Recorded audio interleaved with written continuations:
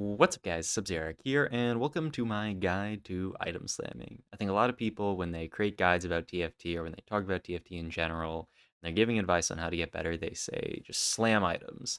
But they don't really go much past that. Sometimes they say slam strong items, things like that. But then, like, how do you really know what a strong item is? How do you know what items are strong early versus strong late game, or what items you should slam on what champion, etc., etc., etc. So, I want to create this guide on how to slam items effectively and how that can improve your game in TFT. I'm also going to try to keep this video as general as possible, as evergreen as possible. So, if you're watching this in set 6 or set 6.5, which is around when I'm making the video, then some of the examples will make sense. But I'm going to talk generally. So, if you're watching it set 7, 8, 9, 10, or set, 99, hopefully all these concepts will still be relevant and still be useful. And they should be because this is a pretty core concept to TFT. So with that being said, let's hop into the guide. So I'm going to frame this around three main requirements for item slamming. So my three requirements for items that are slammed are items that are strong early, items that are on a good item carrier, and items that you have a late game plan for, ideally that you have multiple late game plans for. And then there's a sort of fourth soft requirement, so I guess not really a requirement, but something that's nice to have, is slamming meta items. So these are items that are deemed by most people, or maybe even just actual statistical data, to be OP. So these are the items that you should be looking to slam almost every game. They're the items that, if you get them, it increases your win rate by a lot. And I'll get into later on sort of how to find those items and what to do with those items. Okay, so let's move into the first topic, which is items that are strong early. So a lot of people say slam strong early items, but how do you actually know what a strong early game item is? I struggled with this a lot when I was learning the game, which is, people say this is a strong early static shiv, that's an early game item. That's a strong item early. And I go, okay, I'm just gonna keep that in my head and slam static shiv in the early game. But how do you actually know that it's strong early? So one of the big things that I took away um, on how to figure out a strong early game item is generally items with flat effects are strong early. So these are items that just do a flat amount of damage or a flat amount of healing or a flat amount of like stats they give you. Items like Static Shiv, which does flat damage on all the zaps. Chalice of Power that give flat AP. Onyx Spark, which is zapping the enemy units for 200% of their max mana, which is always going to be a flat number. Units aren't changing their max mana amount. Those are all flat effects, and those items tend to be really strong early. Examples of items that are not flat, items with more scaling effects, are like Jeweled Gauntlet, where crit scales off of your raw stats if you don't like know theoretically how crit works. The crit bonus on a 400 damage ability is even greater than the crit bonus on a 300 damage ability. The more AP you have, the better crit is, and the more crit you have, in the example of something like an Infinity Edge, the more crit you have is also the more damage you deal. So something like Infinity Edge actually scales with AD and it scales with crit. These type of items that require a lot of stats already to be good tend to not be as strong early because in the early game you don't have a lot of AP, a lot of AD, a lot of crit. Late game, when you have 8 Academy in and you're getting a bunch of raw stats, that's when these items are really good. Or 8 Arcanist, something like that for a Jeweled Gauntlet or an IE. If you're playing like IEJG Lux, the IEJG combination is okay early, but it's not that good compared to something else. Like, say, if you just slam like Static Shiv Chalice of Power, you'd get more early game power because you don't have those stats for the crit to scale off of. So that's an example of a dichotomy that you can use to think about items with flat effects and items with scaling effects. Tend to be items with flat effects are strongest in the early game. Another just sort of random thing is that tank items tend to be pretty strong in the early game, just because a lot of early fights I feel like end up dealing with frontline and backline. In the early game, some people don't have really strong front lines or they don't have really strong back lines. If they can't get through your front line, you're going to 4-0 a lot of people. So tank items usually tend to be quite strong. Another thing is slamming items that are not part of a combo. This is not super relevant, but it is in some niche scenarios, like I was talking about with like IE and Jeweled Gauntlet. If you get that item combination, it's really strong. However, slamming one or the other early game isn't as strong. So ideally, you want to slam items if you're looking for early strength that are powerful on their own. If you're looking for an item combination, then you just slam one, and it's not as powerful. Especially if you're in like an AP scenario where if you're an AP champion and you have an Infinity Edge, that item is useless until you get Jeweled Gauntlet. You really wouldn't want to slam IE prior to JG, or just really slam IE early at all if you're playing an AP comp, because it doesn't really do anything for you. It's only relevant once you have the other item. And then the last thing I want to talk about is having early items that fill out something that you need in your composition. And I'm also going to use that to transition into the second point, which is items on a good item carrier. This is also relevant to what I'm talking about as far as slamming items that make sense in your composition. So what am I talking about when I say slam items that have a good item carry? It's sort of obvious, but there are a few things that I wanted to run down. So I think step one is making your early game comp sync up to what items you have. There's an example here where I start a Giant's Belt in my game. An early game, I get dropped a bunch of syndicates, and I actually literally say this out loud. I'm gonna look for Morellos for TF. If I get a Rod here, then I have a really good early start because Morellos on TF is really good, and I do get dropped a Rod. So there, boom, we're good. We know that we're going to play this early board because Morellos is really strong on TF. Um, it's a similar situation if, say, you get dropped something like a bow and a glove and a cloak. You think, okay, these are generally AD items. I could slam a Renans, I could slam a Last Whisper. In those situations, you really want to look for AD item holders. Even if you get dropped something like a 2-star TF, if you had the option between 2-star TF and 2-star Ezreal, you're always going to pick the Ezreal because he's a much better item holder for these AD items. And so when you're picking up early units in stage 1 and stage 2, you should really be looking to pick up units that actually synergize with the items you have. Because if you play an early AP board with AD items, the item's effectiveness is going to be much worse. So that's something to think about. After the requirement of having an early game comp that makes sense with your items just generally on the side of like AD versus AP, usually you just want to slam an item on a 2-star carry. So if you hit a 2-star Ezreal, slamming a static Shiv on them is really strong. It is pretty self-explanatory, but a 2-star unit is going to make better use of an item than a 1-star unit, so slam your item on the 2-star unit.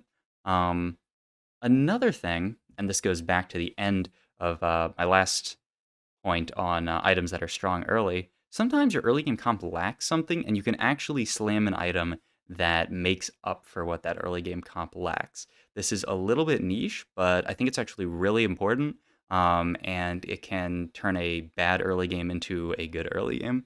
So an example here from the mid-set finale that, at the time of recording this video, just happened. Solus gets into an early board where he has +1 bruiser, and then he finds 3 bruisers with a Cho'Gath. So he can have 4 bruiser in early game, which is actually really strong early. 4 bruiser, that's a ton of HP early. Bruiser is another one of those examples of something that is flat. You get a flat amount of HP, so Bruiser is strong early, but weaker late game. However, 4 Bruiser is not a comp that has a lot of damage in it.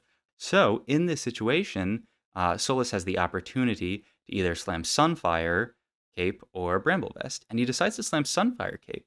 And I don't know exactly what's going through Solus's head here, but my assumption, and what I'm thinking when I'm watching this play, is he slams Sunfire here because Sunfire does more damage than Bramble Vest. His comp is really lacking in damage, so getting that damage from Sunfire Cape is really helpful. It also cuts down on healing, which is also going to be a problem for a comp that doesn't do a lot of damage. If the enemy team is healing a lot, then you're just never going to kill their units. So this is an example of slamming an item that kind of solidifies your early game comp. Another potential example is if you have a really weak front line, you could slam a Zizirot's portal to help solidify your front line. So, if you're playing like 2 snipers plus, maybe scrap and then 1 more frontline unit, just literally 1 frontline unit. If you imagine like Caitlyn, Tristana, Ziggs, and maybe a Trundle as literally your only frontline. If you slam a Zizirot on that Trundle, then that's just another frontline unit that you're getting, basically. So this is something really important to think about, how items can actually bring together your early game board. And it matters a lot because it can be the difference between winning and losing fights, or, getting 4-0'd versus 3-0'd versus 2-0'd. So that's something really important. So in general, you want to be in the habit of thinking about how the item that you slam makes sense in the entire context of your comp. Not just slamming items and then being done, and not really thinking about how they actually make sense. So the last main point is slamming items that you have a plan for, which is usually items that are going to go on a late game unit. And a big point here is that if you slam items that are strong on multiple champions, you have a much higher chance of hitting in the late game. So an example here is slamming Last Whisper. This item can go on so many AD, pretty much every AD champ late game. So it can go on Yone, it can go on Jhin, it can go on Urgot, it can go on Jace, it can go on Shaco. Last Whisper is just an incredibly flexible late game item. However, if you summon Gwynsu's Rage Blade, right now the only carries for that item really are Kog'Maw, Yone kind of, Tristana if you're playing that. If you summon Gwynsu's early, you really don't have a ton of options. And if you're going to go roll down at level 8 and you're playing a Gwynsu's carry early game and you want to pivot to a late game carry, your options are really only Yone if you want to have a really good option. Now, sometimes you have to slam suboptimal items. If you have to slam a Gwynsu's, you can put it on Jhin, you can put it on Urgot, it's okay, it's just not the best. But ideally, you would much rather have a Last Whisper. And so when you're rolling down at 8, if you have the Last Whisper, you can pick up any Yonas, you can pick up any Jins, you can pick up any Urgots, and you can pivot to any of those comps. If you're rolling down at 8 with Gwynsu's, really ideally you're just looking for Yona, and if you end up with a Jhin with a Gwynsu on it, you're not going to be too happy. So that's an example of how slamming flexible items is really important for giving yourself more options late game, which allows you to have a better chance of hitting. Another really important part in having this late game plan is just knowing your outs, knowing what units carry what items. So for example here, I slam a blue buff early, and my plan from day one here is with my blue buff, and if you can see the augment I took here is Ascension. I want to play Malzahar. I believe I also already scouted the mutant this game and knew that it was Elderwood, the one that scales up your stats over time. So I had an idea of a late game comp the moment I slammed this blue buff. But I also had in mind, okay, there are multiple other late game carriers. I can play a Lux with a blue buff if I have to. I could play, an Orianna with a blue buff if I really have to, Heimerdinger with a blue buff.